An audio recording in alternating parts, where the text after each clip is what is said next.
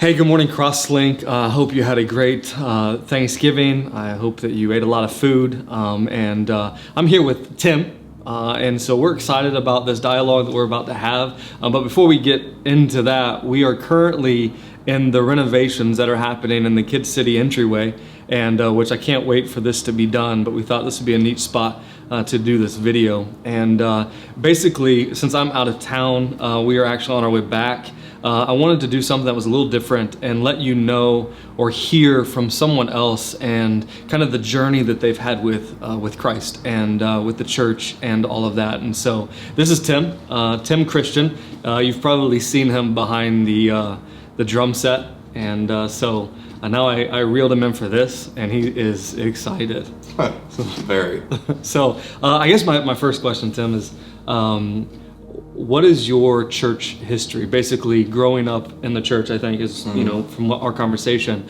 Just tell me a little bit about that and kind of where it puts you on the spectrum of church going. Yeah. So, I grew up my whole life in church. My mom was the music director of pretty much every church we ever attended. That's how I started playing drums. In fact, she needed a drummer and just started doing that. And grew up. We were there every service, Sunday morning, Sunday night, Wednesday night type thing. And we were always there. And just growing up in church, I felt like most of the people were, good people and just doing the best they can and everything else. You always have some of the religious side and everything else like that, and some things you don't agree with, some things you do, but for the most part it was good. Yeah. So I grew up in church from the very beginning as well, and I think that we can have different perspective from kids growing up. Oh yeah. From the, maybe we don't see things as clearly, and looking back now we're like, okay, maybe I didn't see that correctly, but growing up in it's not easy, especially when you're there all the time. Oh yeah. Yeah, you start to feel like you live there, and like it's a, at least for my mom, for sure, it was like a second job, Yeah. And we were there all the time, which definitely makes you have some resentment toward it and different things like that. My perspective really was what I said before, but, as you get older and your teenage years and things like that, and your kind of rebelliousness comes up and all that good stuff, so you have those typical battles and everything, and, and that's really kind of when I started to realize, just a lot of the things I didn't like about it and things that just kind of pushed me away. Some of the, just like I said, super religious stuff and some of the hypocrisy and everything else that we all have, and we're all hypocritical, but at the same time, when they're pushing those kind of things, and it was just, in the church I grew up in, it was very rules driven, very, very strict, very religious. So. Yeah. And maybe we're similar. I was never really good at keeping the rules. Right. Like, I'm not wired that way. Me neither. And so when Christianity was presented, it just seemed like you had to look this way, speak this way. Right. And I just wasn't good at that. Right. I did get good at the lingo, so that all the people who needed to know I was okay knew I was okay. Right. You know what I mean? So, oh yeah. But the same people I went to youth group with were the same ones that I was partying with, right, or doing other things with. So I would see hypocritical kind of mentality within the adults, but just in teenagers, man, it never really seemed real. Yeah. And even now, like looking back and stuff too, like I think a lot of the perspective I had back then, like about the hypocrisy and everything else, has changed more now. More that when you get older and you realize, how hard life is and how hard everything is, you can't really hold people to the standard that I was, and that, I feel like a lot of church people do. Yeah. Well, it felt like we were being held to a standard that they weren't even really good at keeping. But right. Then now, being an adult and being a parent, bro, it's not easy. And so then you're like, they were just trying to figure out life. Yeah. But you growing up in church, man, I didn't have any skills. I didn't have any talents. And so, like, they weren't having me on stage. In fact, I think I sung a couple times. That was a mistake. Wasn't good. But you were a drummer. Mm-hmm. Phenomenal drummer. Oh, okay. Okay, yeah. I think so. So your talents were being exploited all the time, right? Oh, yes. Because every church needs a drummer. Yeah, absolutely. And then so several, you're that guy. in fact. Yes. Most of the time. Yeah. Yep. So. Yeah, I was always there. We always did the practices and, all the Christmas things and everything, And I truly, I definitely got pushed away from church, you know, like I said, in my teenage years. And I think that was a big part of it, just being there too much and around it too much, honestly. Looking at more as a organization than God. Yeah. You know, relationship. right. Yeah. That's interesting. So was there a time in your life, I know obviously growing up in your family, you guys were always at church. Was there a time where you just kind of said, I don't want to do absolutely. this? Pretty much as soon as I turned 18, I could make my own decisions. Yeah. So like I said, I grew up, you know, in a fairly strict house, more of a traditional, you know, I grew up in the country and everything, you know, that type of value or whatever. So Country? No way. Yeah, really? A little bit, yeah. Okay. Where at? Like South? Yeah, yeah, Southern Ohio. Yeah, down in Benton. I got family in Benton County, Jackson County, Meigs County, all down through there. But those are my stomping grounds. But yeah, as soon as I turned 18 or whatever, I was done with it. All of it, just went my own way and did a lot of partying and did a lot of things I regret. And you know, did that for a long, long time. And even after getting married and everything else. And that's kind of what brought me to CrossLink, was after probably 7 or 8 years of just doing what I wanted to do and never going to church, you know, only when my mom would ask me to, you know, for some special, you know, Mother's Day, like you brought up last week, and, you know, stuff like that. So that was me. But then actually my wife started coming here, her and my sister together, and she kind of talked me into coming and all that stuff, and came and actually came a couple times, then quit going again, and didn't come back for a long time, and then came back again. And then we did what usually happens. We find out you're a drummer. Exactly. and then get you on stage. Yeah. Right? So, which honestly has kind of been good for me, you know, because it did make me be here at first, and that's honestly kind of helped me grow a little bit. And now I enjoy being here, even when I don't play. Yeah. So do you think over the past, year and a half, how long have you been coming here? Has it been? Yeah. Ish. Yeah. Do you feel like your relationship with the church and with Jesus has changed? Oh, 100%. Absolutely. You know, like I said, looked at it more when I was younger, a kid, and especially my teenage years, looked at it more as a rules driven, you know, just very, very strict, very set guidelines and everything else, which, like you mentioned, you know, I was never good at. Whereas now, you know, my ideals have really kind of changed. The way I look at it now is, you know, you start with the relationship, and then the rules will kind of just naturally follow. Like, you'll just want to live better, you know. At least that's been my experience.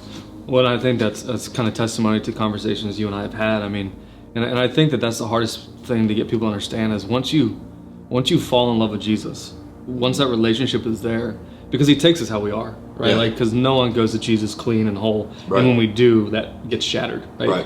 And so we get there, we build that relationship, and then your eyes start to get opened up to some things that, like, man, I need to work on this. Yeah. Like, it's this thing called conviction. During our teenage years, we just kind of like really. There was none. I had none. Okay, so I suppressed it, but I'm right there with you. So, and then you start to really build that relationship, and just like, you know, my relationship with my wife, like, I want to better that. Like, I want to grow with her. And so if Christianity is a relationship with Jesus, then there should be a desire to grow in understanding of who he is and wanting to do what he's asked of us. Well, exactly. And I mean, you know, like, you know, we both grew up in church our entire lives and everything else. You always hear these phrases and these words and everything else, and they always said that, you know, it's not religion, it's relationship and all this stuff, whatever. But there's really just become words over years and years and years of hearing the same thing or whatever. It's just words. But really, when you think about it, like, just that word, like a relationship, well, how do you have a relationship with someone? Like, you spend time with them. You want to do things for them. You know, you want to be closer to them, and things like that. And I never even really thought of it that way at that point, you know, until recently. Yeah, and it's interesting. I mean, we just finished up, you know, John chapter 3 and John chapter 4, and we see that when specifically with the Samaritan woman, that when she sees who Jesus is, like, there's this awakening, this desire to want other people to know him, and then for herself to wanting to be around him more. Like, I want to learn from you. And so, I mean, we had a conversation just a couple days ago, and that's one of the things that we talked about is just a desire, kind of a low grade ache of wanting to figuring out what it means to be a man and love Jesus, and then allow that to impact and influence those around us. And I feel like a lot of the, you know, like we talked the other day, you know, I feel like a lot of the masculinity in church has been lost, and really in society in general has been lost. And that was also very difficult for me as a teenage boy. Country boy. Yeah, teenage country boy with my attitude and everything else that I have. That was very difficult for me finding an example to be like, there's a strong Christian man's man. Like, I want to be like that guy. Let's go that way. Well, just look around society. I mean, there's just few and far between, and that makes it hard for our younger guys. It is. And I remember growing up in church. I had my dad, which I admired in his love for the Lord and his testimony, but he's my dad. You know what I mean? Like there's only so much that relationship can go. Right. Then I had my youth pastor, which just influenced me in a great way. But I think it was the first time I met a college student, a guy who was like everything I wanted to be and in love with Jesus. It changed everything. I'm like, man, so you can be normal. Exactly. You can be a man, and you can love Jesus. Like, I'm like, that's what I want. Yeah. And I think you're right. Like the masculinity of just is being questioned across the board, and I don't know. I have a desire for men to just know and love Jesus. Yeah. Right. Well, and I feel like that, that's kind of really what I've been focused on more lately, just like with reading and praying and stuff like that too, is more of that, because I'm very driven towards that, and just that there's not much of it, you know what I mean? So I'm kind of trying to find it for myself, and then hopefully we'll be able to help others find it, Yeah, I'm excited about that. I mean, I told you that the men that I had in Florida just poured into my heart and soul, and just kind of had a huge influence of who I am today. And I want a group of men to rise up here and be that for others. Right. And I believe that here it could happen, because honestly, I mean, you've kind of been that way for me, like what you were just saying. Like, here's a guy that's a cool guy, whatever, like a normal person. I mean, pretty cool. But like a normal guy, and he loves Jesus and loves people or whatever. Like, I want to be like you, Jeremy, when I grow up. But seriously, you're a good example. And, and like I said, that's few and far between. So, I mean, if you get something like that going here, that would be, you do a lot with that. Can you, growing up in church, I think our testimonies are similar, and not as like, wow, as, a drug dealer giving their life to Christ and, no longer selling drugs anymore. You know what I mean? Like we just grew up in church. Right. And we had our rebellious years and did some probably dumb things. Right. But it was kind of like a slow awakening of falling in love with Jesus. Like I can pinpoint when I was in college when it really, like when my eyes truly opened up. But like for you, can you kind of like pinpoint like recently or whenever you feel like you are kind of all in for Jesus? Yeah. So, I can't tell you, again, kind of the church I grew up or whatever, they always said, like when you get saved, it should change your life, and you should be able to tell you, the day or whatever and everything like that. Like that was just the old school way or whatever. I can't tell you the day. Of course, I'm terrible about keeping a calendar, as you well know. But it was this past summer, really, when I really, and I'd always, believed in God and everything like that, growing up and everything like that, like almost like he was like in the back of my mind type deal. Yeah. But not until, like I said, this past summer, really, probably April or May, spring, summer, that I really start focusing on it and really paying attention and really thinking through it and, caring more about it, I guess, and whether that was kind of just, getting older and becoming a dad and things like that, or if it was actually God just kind of pulling on my heart or whatever to draw me towards him, I honestly couldn't tell you, but but I know I feel a lot better now than I did then, for sure. And once again, referencing John 3, I still believe that God supernaturally and beautifully awakens our heart, and sometimes they're not as big of a moment as we can remember. But God doing that is nothing short of a miracle. Right. Because, pursuing a relationship with Jesus is so countercultural, especially these days, right? Oh, yeah. And absolutely. it's not, for someone who wants to start doing that has to be an act of God moving in their life. Yeah. Well, and I'm the type of person that I'm like all in or all out. There is no just like, I'm going to try this out for a little bit and see how it goes. Like, especially something like this that, and, my belief is, I believe in heaven and hell and, God, the creator of the universe. Yeah. Like, this is something that you is all in for, like it is not something you just play around with, to me. And so that, I wasn't able to make that decision or choice or whatever for a very long time, and just eventually got to the place where I was. Yeah. And I think you're right, man. So many people play the game. Yeah. And I think that's what's the unfortunate thing, and why my heart just for men and against religion is so strong, is because we get good at putting up a facade. Oh yeah, absolutely. Right. I played it for a long time. Yeah, man. So what do you think is the biggest challenge right now? Like As far as in your pursuit for Jesus, or this thing, like what do you foresee, or what do you think like is just a big challenge? Honestly, just not being distracted is a big one for me. Because you're busy, you work a lot. Yeah, I am busy, and have a family and things like that. But, but we're all busy, and it's just finding that time to spend, I told you the other day, like I pray in my work van all the time, because I drive around all day, which is nice, but like I would like to have time to just like sit aside to pray. Yeah. But once the day gets going, it's like, okay, 6 o'clock tonight, I want to pray for this long, blah, blah, blah, this stuff, whatever. Once the day gets going, like, that's out the window. Yep. I've forgot about it and everything else. Just finding that time to set aside and really focus on it, and be mindful of it, I'd say is a big challenge. Especially in the world we live in today, where just constant distractions with everything. Distractions and busyness. Absolutely. And I think that's, just like, just having moments where either it's the men's ministry on Saturday morning or a link group, just to have those moments where you can just stop, you know what I mean, and just reflect and be with men who share kind of the same values and purpose is huge.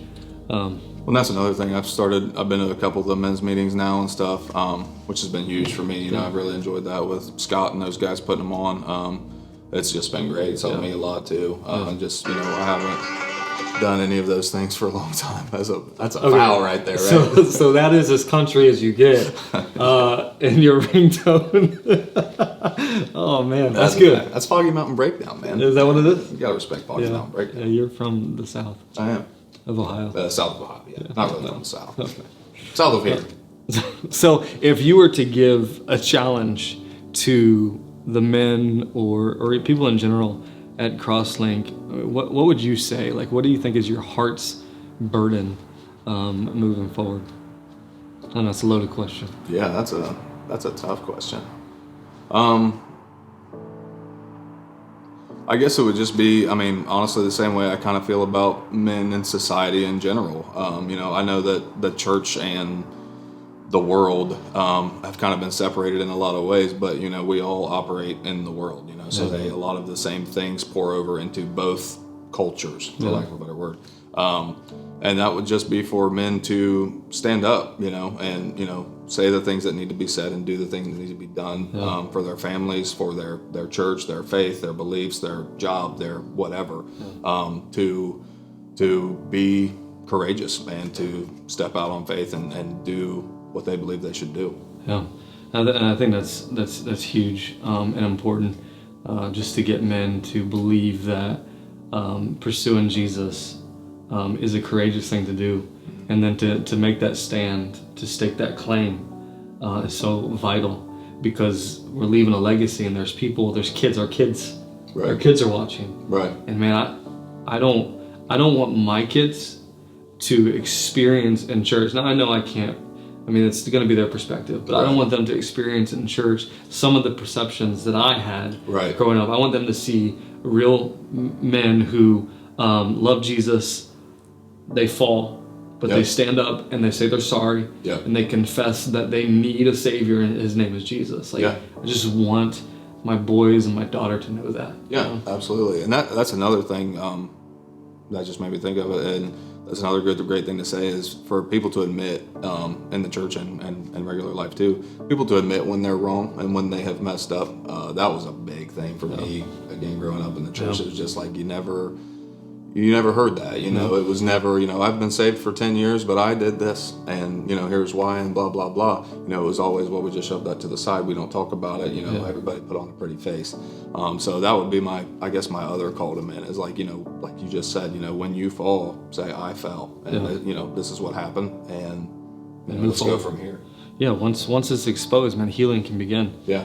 And I think we get really good at suppressing all of that and hiding it. Absolutely. And just trying to move forward, and then we're just all exhausted. Yeah. Right. Yeah. Man, I appreciate you coming in and doing this. I'm excited for CrossLink to hear your heart. I mean, they get to hear your drums, Right. but now That your is heart. That's your heart. So, so you guys are about to enter into another time of worship, and I just want you to know that Jesus still moves in mighty ways. And whether you've been in church a long time, whether you're here for the first time, whether you were gone from the church and you're back, Jesus still moves in mighty ways, and he can rescue your heart no matter how far you've gone, where you've been, and what you've done. And we just want to be a church that understands that our lives can be messy, but Jesus came to rescue and redeem us from that mess, and he does the work to clean us up. And as he does that, we just worship him, make much of him, and love him. And so as you enter into this next set of worship songs, I just pray that your heart is encouraged and you just spend time reflecting on and thanking God for what he has done and what he is doing.